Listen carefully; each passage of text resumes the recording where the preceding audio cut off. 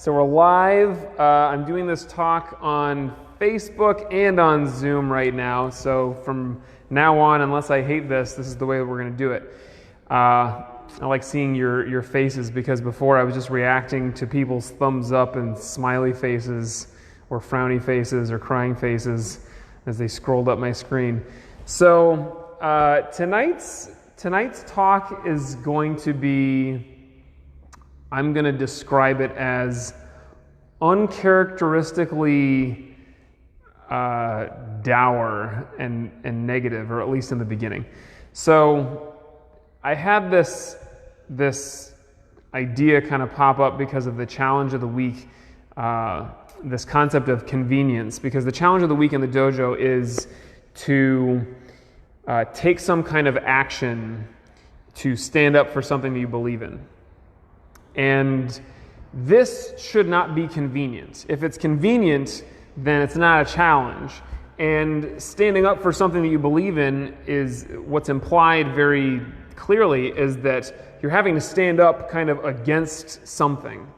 And the world is an interesting place filled with people that have all kinds of different opinions and beliefs. And there's nobody that you will ever meet who believes everything exactly the same way that you do. And they shouldn't. So as we encounter these people, we're going to find that they will believe things and say things that we think, that's interesting, I've never thought of it that way. And then they're going to say things and do things that are so counter to what we believe is right that we feel compelled to say something or do something about it. And so this thing that I've been talking about this week is how important it is to take what we believe and what we think and take it out of our head and put it in the real world, and don't let it just live as that compulsion or that thought or that wish. Turn it into action. And this will in these circumstances of standing up for something you believe in, kind of against what other people say or do, is going to feel weird and inconvenient, and it's going to feel like uncomfortable, and that's the way that it should be. So this got me thinking about the concept of convenience in general, and the coronavirus and our quarantine is a very strange in this kind of paradoxical way. It's a unique blend of convenience and inconvenience, right? We've got the inconvenience of I'm trapped in my house and my apartment or wherever I live, my closet, and I'm not allowed to leave, or I'm trying to leave as little as possible. And this inconvenience of if I walk outside, I might catch the coronavirus or I might spread it to other people. Or the inconvenience of people I know, like you guys have heard in my case, my parents, are getting sick. And some of you guys might know people who have died from the coronavirus. That is, talking about it as being inconvenient is kind of a flippant way, but you guys get it. Like there are a lot of terrible things about this situation that we find ourselves in. And there is also a convenience to it.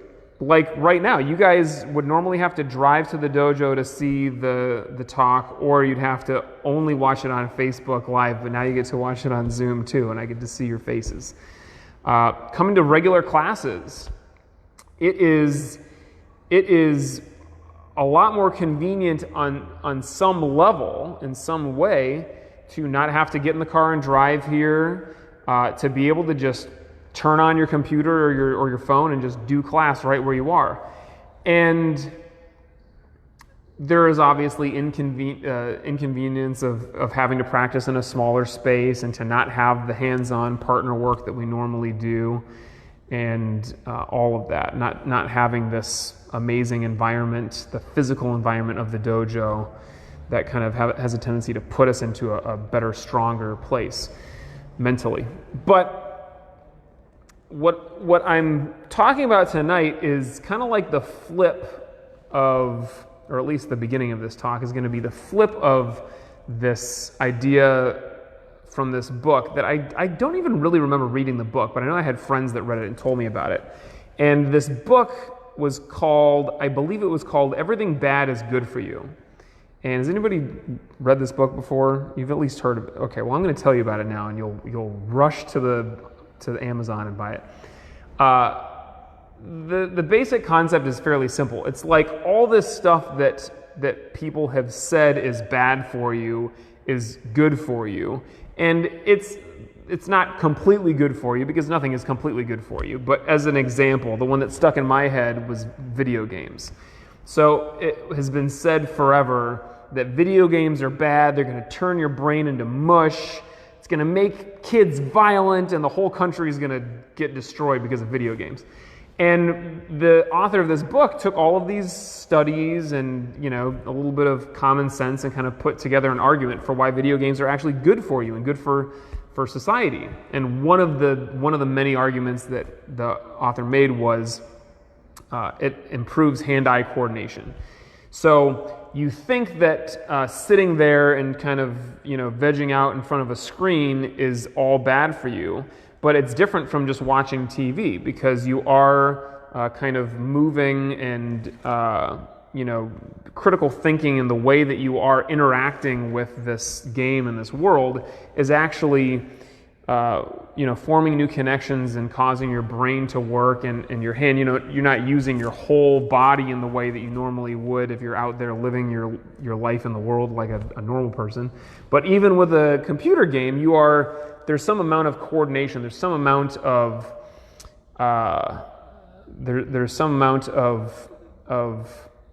there's a word that I can't think of and it's not working. I must have played too many video games as a kid. You are being engaged. There's some amount of engagement there that is good for you. And there's a whole social aspect to it if you're playing video games with friends and whatever else. But I heard about this and I thought this is what I've been saying for years. Everything is just good. All this stuff that everybody says is bad. My mind, I have trained it over the years to look for and immediately find that kind of silver lining or what is good about this situation. And I will tell you, it's to the point where in some cases it is certainly not ideal or even healthy, where I will even think of, this is the most morbid example of this, but I will think of somebody who I love dying, and I'll think oh, that's going to be terrible, but that their funeral is going to be great because they were a great person, and I'll get a chance to say some really nice things about them. That's literally the first place that my mind goes right after I think of this person dying. And then I have to tone it back and say wait a minute, but they're going to be dead, so it's not a good thing. And there is some of that to be said about where we are now, where there's obviously some bad about this, and there's some good about this scenario, but I gotta kind of check myself. All of my talks recently have been about you're stuck at home, but here are the wonderful opportunities that you have to read that book that you've never read, or start writing that book that you always said you were going to write, or connect to people that you haven't been connecting to. And all that stuff is true. But there is an inconvenience here. And it started me thinking about this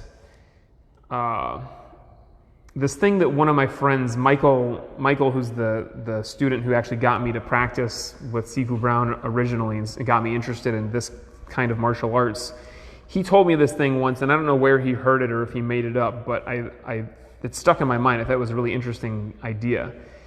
He said, if you think of the most powerful, richest people on the planet, just 100 or 200 years ago, the kings and queens, or the richest industrialists in America and other developed nations, and these people that just had all of the resources of their time at their disposal, and you compare their life to our life now, it is not even close. We have so much more than they do. It's ridiculous. I mean, we've got all of the knowledge of humanity at our fingertips. We can Google something and know, anything that we want to know. We can watch. We've got all of the entertainment. I mean, if the people 100 years ago had the movies that we did now, they would just hate us. And you just think about, like, you could be the king of your country or the queen of your country, and you don't have the ability to, like we do, to walk into a store. You can walk into a Ralph's or a Kroger and buy food from anywhere on the planet instantly. You have the ability to fly anywhere in the world for the most part, and see things and experience things that nobody in earlier times in our history had the ability to do. And of course, this is not really part of this talk, but if you fast forward another 100 years from now, or probably even just 50 or 20 or 10 years from now, those human beings, I guess we'll still be here 10, 20 years from now, but those people will be able to experience things that we never even dreamed of. I don't know, flying to Mars or whatever. This era of convenience that we live in right now is incredible. And, we take it all for granted. We are able to fly through the air and do incredible things and keep in touch with people on the other side of the planet through technology and all this. And we're just like, the internet's slow. Why is this glitching right now? But I want to talk about why that is terrible. Why this convenience is so awful. And part of it is how it kind of, as I was talking about before, kind of turns us to mush. It makes us soft and weak. And part of it is kind of everything that comes along with it, and like the cost of convenience. So the cost of convenience, there's this whole world of what has to happen in order for us to have this convenience. And make no mistake, I mean, there are people who have died to bring us the technology that we have. There are all kinds of issues that are involved with having a society like we have. And if you look back to the dawn of this type of society, agriculture, allowing people to grow more food and feed more people and live in closer communities, but also the problems with that. Everyone is stuffed into a small space, and this is why disease spreads. This is not a conspiracy theory, but agriculture created the coronavirus, or at least the ability for it to spread, right? Like the fact that we are able to, and really in a lot of ways forced to live so close together is why disease spreads, and why we see these more and more dangerous mutations. And I truly believe that this is going to keep happening in this way and keep getting worse until we find a way to combat it. And that's going to be through technology, but also just different social practices. As people have been saying, we're going to be done shaking hands. Everyone's going to be bowing now. So we're all going to turn into martial artists in the rest of the world. And that's going to be good and bad. But this, this technology that has created these living conditions that we have now, it has allowed us to experience things and accomplish things that never would have been possible in the past, but also has brought these issues of disease and famine and all the social issues that come with people living in closer quarters, and different groups of people that in the past would have been just completely separate from each other are now together. And I think that this is a beautiful thing and very necessary for humanity, but also has its problems. So that's one side of it. And the other side of it is I keep thinking about and using the example of the movie WALL-E. If you guys haven't seen WALL-E, you got to watch it because it's great. But spoiler alert, if you haven't seen it yet, plug your ears and go wah, wah, wah, wah. At the end of plug those ears, Kai. Just take off your headphones. The end of WALL-E, we find out that all of humanity, through all of the convenience and technology that we have invented, that has permeated our lives, has just turned us all into mush. And like all human beings are just like fat and lazy and like bound to these floaty wheelchairs basically. And this is real. So Kaya, you can put your headphones back on. I probably won't give any more spoilers. But this is one of the logical places that you can see human beings going with all of this convenience, is it makes us soft and it makes us mushy and it makes us kind of unable to fend for ourselves, but it takes away this invaluable process. And this process is something that is so necessary for growth as an individual and growth as a society and as a species. Where you guys are familiar with it with your practice in martial arts. Anything that is complicated and difficult has a long process. And the process is not just, arduous because of the time, but because of the effort and because of everything you have to pour into becoming great at martial arts, for example. This does not just leave you with the end result of being better at martial arts. It leaves you a completely changed entity. You are transformed through your practice. And it is the very inconvenience, not just of having to drive to the school, but the inconvenience of getting punched in the face sometimes, the inconvenience of having to practice something over and over and over again until you finally get it. There is a lot that is not convenient about practice.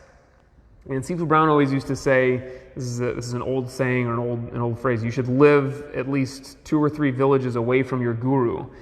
And when things get too convenient, we start to lose respect for those things. And so, for example, for you guys, you get to show up at the dojo and slap down your credit card and say, please teach me.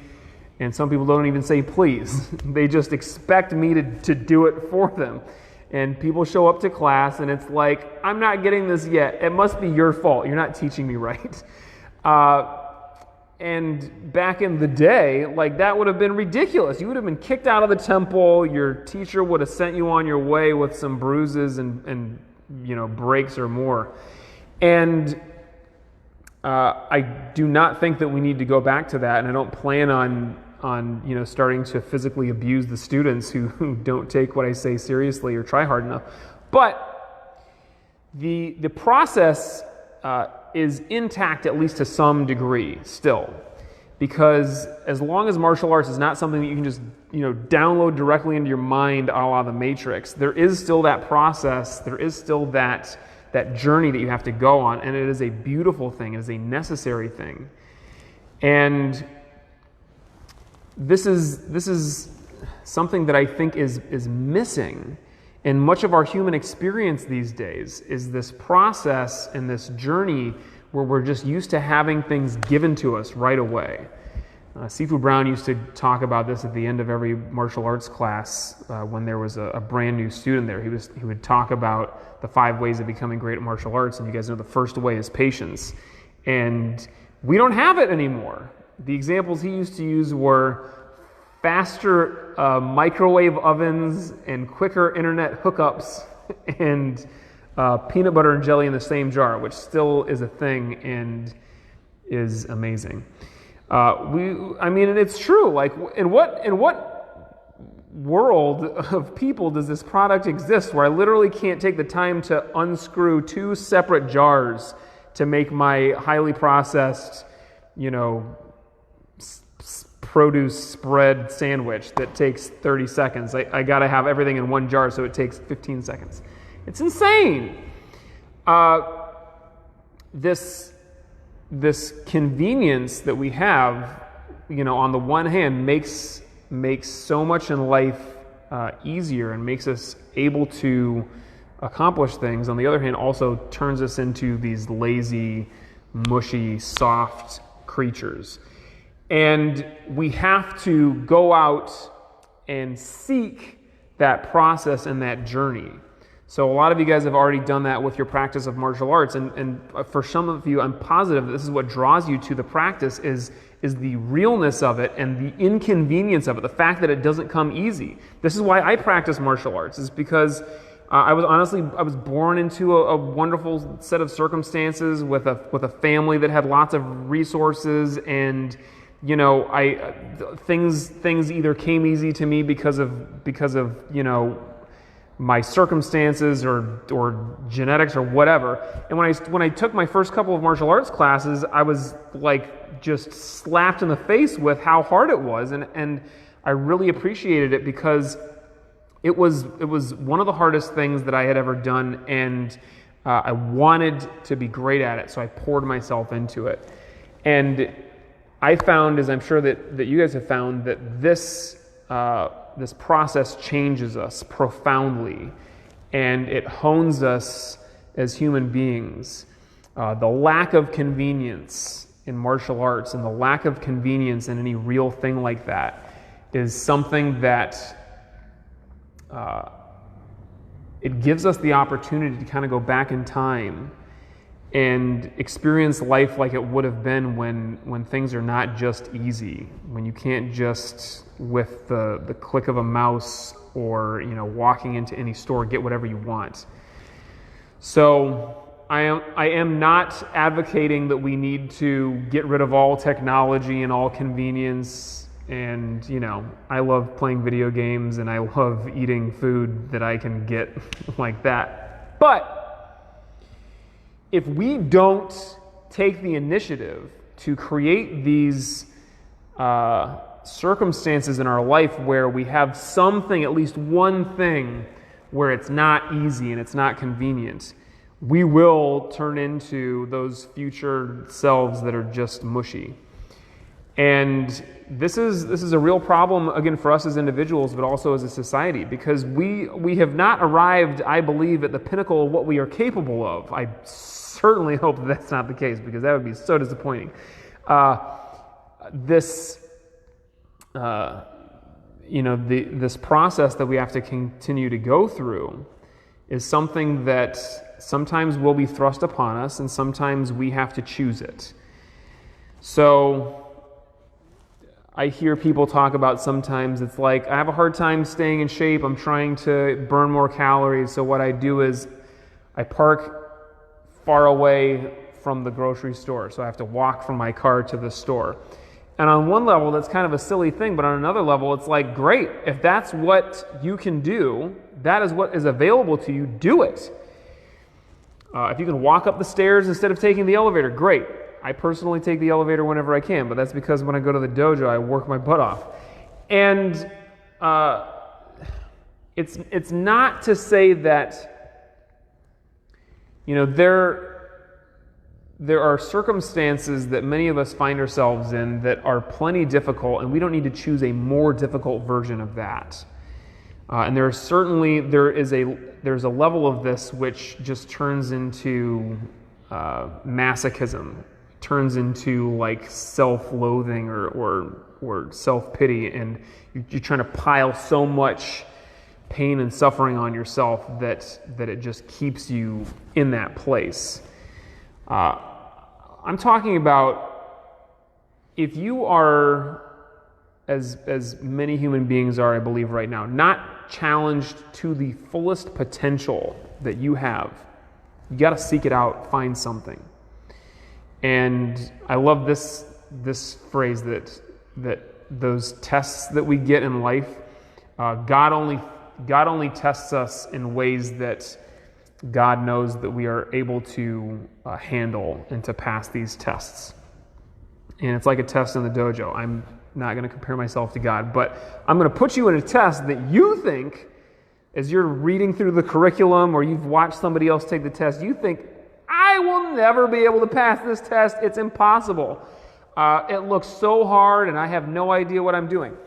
And I'm putting you in the test because I know that you are ready for it. So that is the process of martial arts, and it is a similar process in life. We have to trust that we are ready for the test that we are given.